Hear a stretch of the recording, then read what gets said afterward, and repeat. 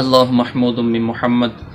و محمد محمود من اللہ اما بعد فاعوذ باللہ من الشیطان الرجیم بسم اللہ الرحمن الرحیم۔ ناظرین، آج کا ہمارا درس شریعت احکام قربانی کے متعلق ایک جدید مسئلے کے بارے میں صراحت کرنا ہے۔ مسئلہ یہ ہے کہ لمپی سکن ڈیزیز یعنی گلٹی دار کھال مرض، ایسا جانور کہ جس کی کھال کے اندر گلٹیاں بن جاتی ہیں، جیسا کہ یہ بیماری آج کل عام جانوروں کے اندر پائی جاتی ہے، تو ایسے جانور کی قربانی کرنا شرعاً درست ہے یا نہیں ہے؟ تو اس حوالے سے شرعی نقطہ نگاہ سے ایسے جانور کی قربانی کرنا شرعاً درست ہے اگر یہ بیماری ابتدائی مرحلے کے اندر ہے، کیونکہ ابتدائی مرحلے کی علامت یہ ہے کہ وہ جانور صحیح و تندرست ہوگا، صحت مند ہوگا، چارہ کھانا پینا جو ہے نا اس کا معمول ہوگا۔ تو اگر جانور کی یہ کیفیت ہے کہ وہ تندرست ہے، چارہ کھا پی لیتا ہے، تو اس کا مطلب ہے کہ بیماری کھال کے اندر ہے، بیماری نے آگے گوشت کے اندر سرایت نہیں کیا۔ تو ایسے جانور کا جو حکم ہے وہ ایک خارش زدہ جانور کی مثل ہے کہ جس طرح خارشی جانور اگر اس مرحلے کے اندر ہے تو اس کی قربانی شرعاً درست ہوتی ہے۔ تو یہ جو لمپی سکن وائرس زدہ جانور ہے، اس کا بھی یہی حکم ہے کہ بیماری اگر ابتدائی مرحلے کے اندر ہے، اس کی کھال کے اندر گلٹیاں بن چکی ہیں، تو پھر ایسی صورت کے اندر اس جانور کی قربانی درست ہے، کیونکہ وہ جانور کا موٹا ہونا، تر و تازہ ہونا، گھاس کا کھا پی لینا، تو گھاس پانی کا کھا پی لینا، اس کا مطلب یہ ہے کہ یہ بیماری جو ہے نا اس کی جلد تک محدود ہے۔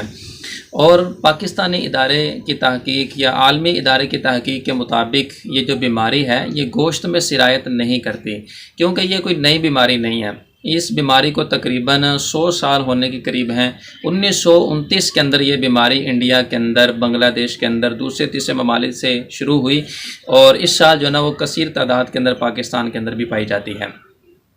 تو اس کو تقریباً 100 سال ہونے والا ہے۔ تو اس کے اوپر تحقیقات موجود ہیں۔ تو کچھ تحقیقات جو ہے نا وہ نگاہ سے گزری، تو ان کی رپورٹ کے مطابق یہی تھا کہ اس بیماری کا جو تعلق ہے یہ جلد کے ساتھ ہے، اسی لیے اس کو سکن ڈیزیز کا نام دیا گیا، لمپی سکن ڈیزیز یعنی گلٹی دار کھال مرض۔ تو یہ جو لمپی سکن ڈیزیز ہے یہ ابتدائی مرحلے کے اندر ہو تو اس کا جو اثر ہے یہ گوشت میں ظاہر نہیں ہوتا، تو ایسے جانور کی قربانی کرنے کے اندر شرعاً کوئی قباحت نہیں ہے۔ الگ بات ہے کہ جانور کا تھوڑے سے عیب سے بھی فارغ ہونا، خالی ہونا، یہ ایک افضلیت کی بات ہے۔ افضل یہ ہے کہ جانور بے عیب ہو، لیکن تھوڑا عیب ہو تو اس کے ساتھ قربانی درست ہو جاتی ہے، لیکن کراہت تنزیہی کے ساتھ درست ہوتی ہے۔ اور اگر یہ بیماری عروج پکڑے، کثرت کے ساتھ جو نا اس جانور کے اندر پیدا ہو جائے، اس کے منہ پر بھی اس کا حملہ ہو، اس کے گلے کے اوپر بھی اس کا حملہ ہو، پھر نتیجتاً وہ جانور بعض اوقات موت کی گھاٹ اتر جاتا ہے۔ تو جانور کے گوشت کے اندر یہ بیماری سرایت کر گئی ہے یا نہیں کی، تو جب جانور کھانے کے قابل ہے اور وہ اس کے جسم کے اوپر چربی ہے، گوشت وغیرہ موجود ہے، تو ایسی صورت کے اندر اس کا مطلب یہ ہے کہ اس کے گوشت میں اس بیماری نے سرایت نہیں کیا۔ اور اگر اس جانور کے جسم سے گوشت سوکھنا شروع ہو گیا، گوشت جو ہے وہ بالکل کم ہونا شروع ہو گیا، جانور کمزور اور لاغر ہونا شروع ہو گیا، اس کی ہڈیاں دن بدن زیادہ نظر آنا شروع ہو گئیں، تو اس کا مطلب یہ ہے کہ اس بیماری کا جو حملہ ہے یہ گوشت کے اوپر بھی شروع ہو چکا ہے۔ تو ایسی صورت کے اندر پھر اس طرح کے جانور کی یا اس حد تک اگر یہ لمپی سکن بیماری حملہ ور ہو تو پھر ایسے جانور کی قربانی شرعاً درست نہیں ہے، کیونکہ یہ پھر بڑے عیوب کے تحت داخل ہوتا ہے۔ تو لہٰذا یہ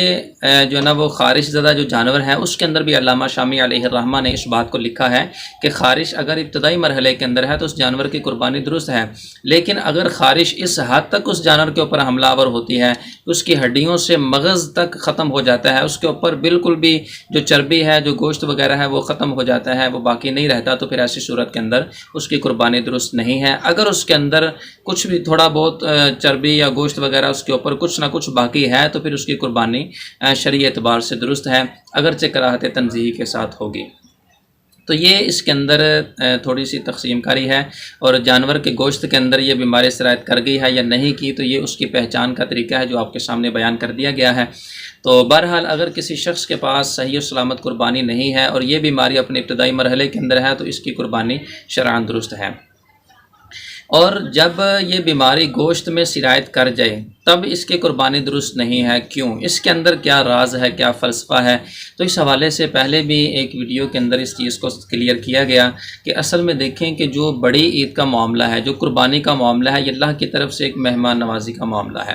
تو ایسا گوشت کہ جو عیب دار گوشت ہو، یہ اللہ تعالیٰ کی میزبانی کے لائق نہیں ہے کہ اللہ تعالیٰ ایسے گوشت کے ساتھ امت محمدیہ کی میزبانی فرمائے۔ تو لہذا اس حوالے سے علماء نے صراحت فرمائی کہ اگر کوئی بیماری گوشت میں سرایت کر گئی تو اس کی قربانی درست نہیں ہے، اور یہ درست اس لیے بھی نہیں ہے کہ یہ اللہ کی میزبانی کے لائق نہیں ہے، اللہ تعالیٰ کی شان کے لائق نہیں ہے کہ ایسے عیب دار گوشت کے ساتھ امت محمدیہ کی مہمانی کرے۔ تو علماء نے صراحت فرمائی کہ گوشت کے اندر اگر عیب سرایت کر جائے تو پھر اس کی قربانی شرعاً درست نہیں ہوتی۔ تو اگر کسی شخص کے پاس